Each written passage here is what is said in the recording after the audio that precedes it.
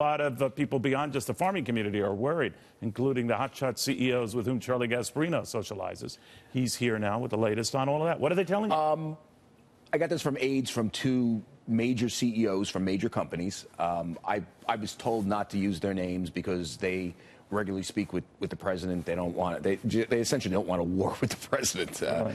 They're all afraid of him, aren't they? Yeah, listen, he has the bully pulpit, and it's not worth it. People with you. No one wants to criticize you to your face. Well, yeah. They do it on Twitter all the time. Backstabbing. And they usually have the word MAGA next to it or something like that, or deplorable. But in any event, what these aides said is that about a month ago, they went directly to Trump, and they warned him about the perils of a tit-for-tat that was the word that was used, right. Tariff war, that they said if you go there, which it looks like you are, that you risk the market recovery, you risk both the stock market, what's going on right now, the positive news in the stock market, and the economic recovery. Right. They told him point blank, it'll be much more calming for the markets and for the economy if you do some sort of a comprehensive plan.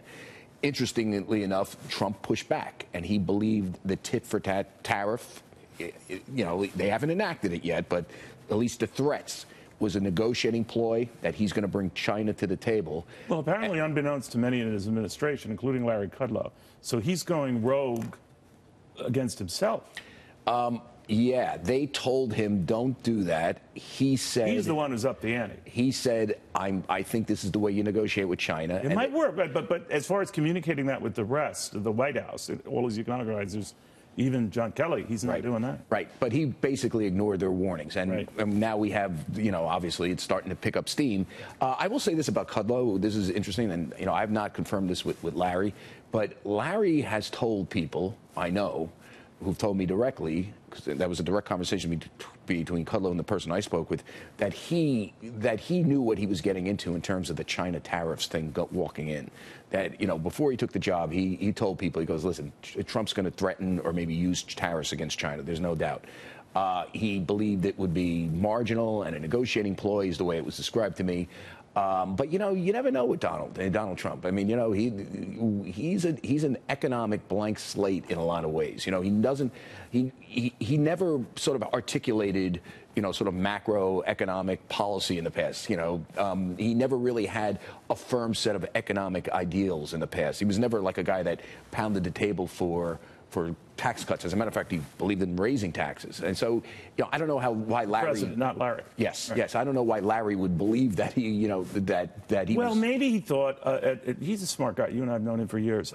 He maybe thought, or this is a one-off, that this thing will have it will have the desired effect because the Chinese will capitulate on something, the president will dial it back, and I don't have to start, you know, yapping and explaining my position on tariffs anymore. But he might be whistling past the grave. I think you're right. And, you know, these CEOs I spoke to, I can't use their names. I wish I could. It was just the conditions of my interview. These are major players. They would not... And they're worried. And they would not have made that call to him. So what do you think what Charles Payne says, that, you know, if everyone is feeling this way, it was an interesting point, then maybe they're wrong. About what? That if everyone is freaking out about this, there might be some wisdom to the president's approach on this. Well, I don't know. I mean, I will say this. My sources who are major money managers would say they don't totally believe Trump is going to press the nuclear button on a trade war. Again, they think his cooler head will prevail. The market isn't getting crushed. I mean, no, 300 points not so bad. But they think that he's just doing it, and because they don't believe him. But all right.